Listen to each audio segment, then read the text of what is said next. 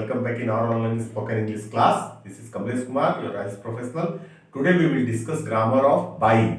Grammar of by. जब हम ये बोलना चाहें कि तुमने उससे बात करके मेरा विश्वास खो दिया, तुमने ऐसा करके कोई काम करके कुछ उसका इम्पैक्ट होता है, तब हम ग्रामर ऑफ बाई का इस्तेमाल करते हैं।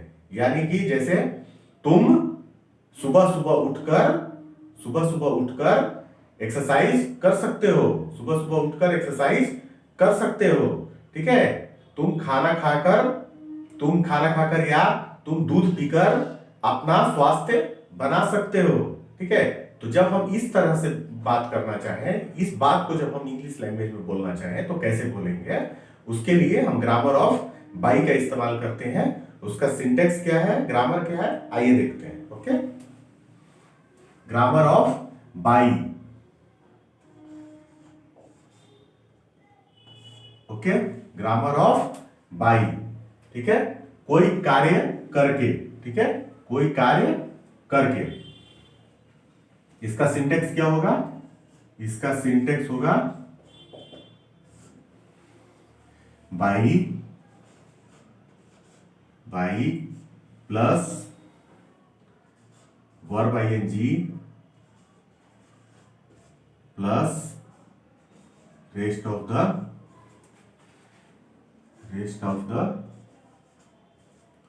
Sentence.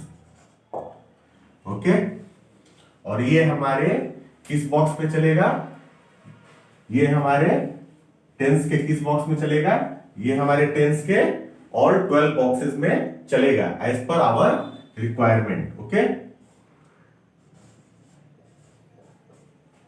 Box number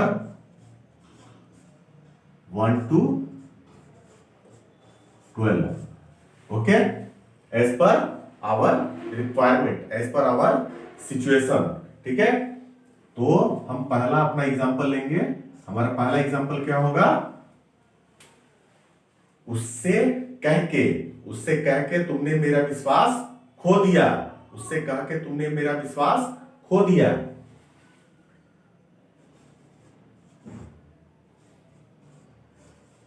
By telling him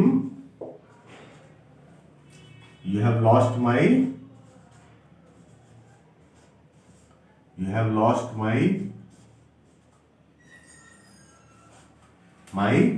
trust।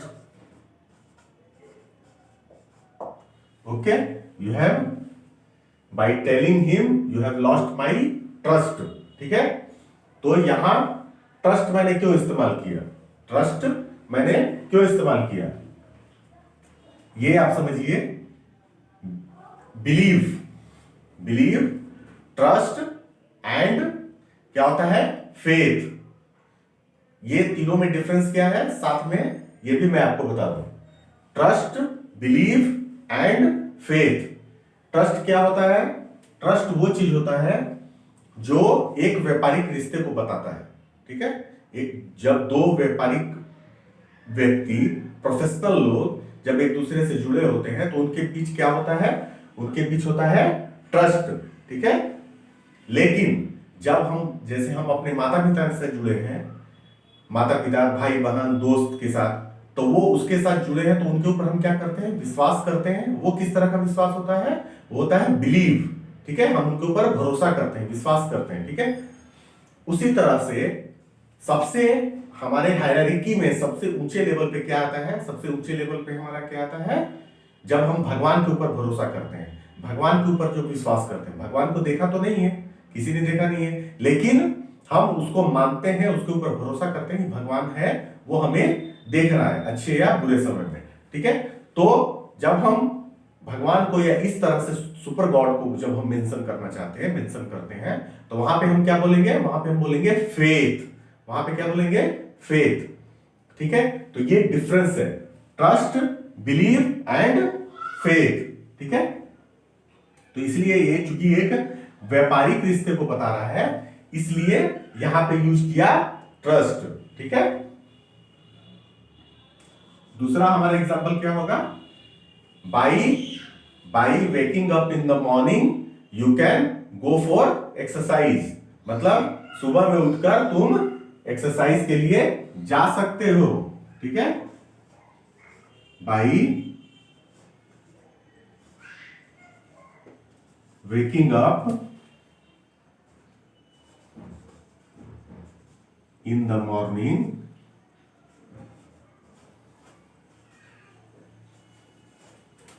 you can go for walk.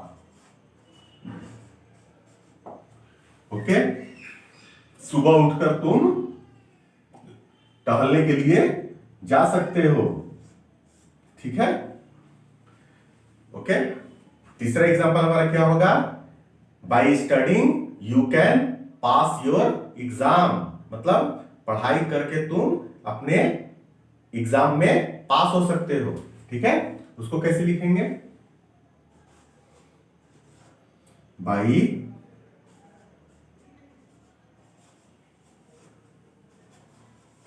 Studying you can pass your exam. Okay, 3 example काफी है, ठीक है।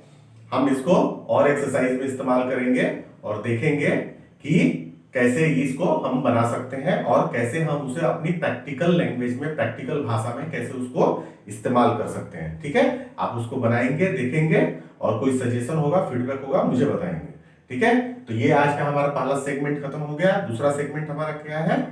विच विल बी फ्रेज और मुहावरे। मैं हमेशा हर चैप्टर के साथ 2 मुहावरे देता हूं, 2 फ्रेज देता हूं। तो आज के हमारे 2 फ्रेज क्या है? मुहावरे। ओके, तो आज के हमारे 2 मुहावरे कौन से होंगे?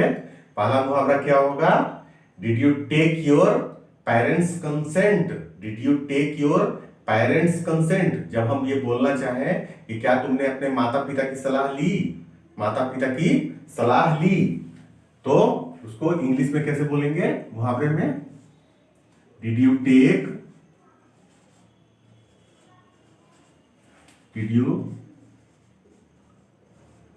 योर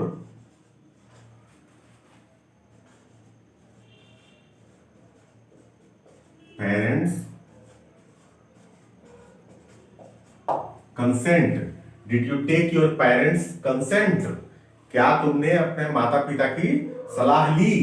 इसी चीज को, इसी मुहावरे को हम अपने दूसरे जगह पे भी इस्तेमाल कर सकते हैं। जैसे कि हम बोलना चाहें कि क्या तुमने अपने टीचर से सलाह लिया, क्या तुमने अपने प्रोफेसर से सलाह लिया, क्या तुमने अपने बॉस से सलाह लिया, तो वहां पे हम यूज कर सकते हैं इसको और तरीके से भी। डिड यू टेक योर, ठीक है, बॉस कंसेंट, ठीक है। समझ में आया? इसको मैं लिख दूं पूरा। Did you take your boss consent with question mark. Okay, did you take your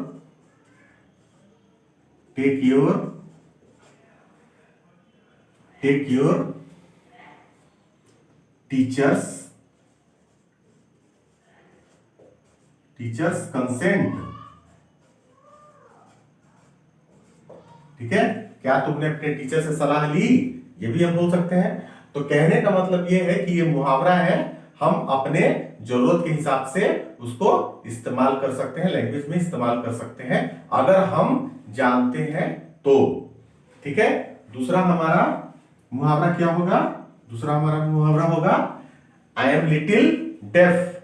I am little deaf, जैसे बोलते हैं ना कि मैं कुछ कुछ बहरा हूं, मैं कुछ कुछ बहरा हूं, तो उसको क्या बोलेंगे?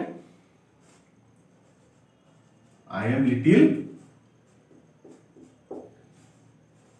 Def. I am little deaf, ठीक है, मैं कुछ कुछ बहरा हूं, ठीक है। तो इस तरह से हम अपने लैंग्वेज में, भाषा में इस मुहावरे को इस्तेमाल करेंगे to make more and more impression on the audience. ठीक है, तो उम्मीद है आपको आज का चैप्टर और मुहावरे पसंद आए होंगे। ठीक है, तो अब हम मिलते हैं अपने नेक्स्ट वीडियो में। Till then take care, bye, keep learning.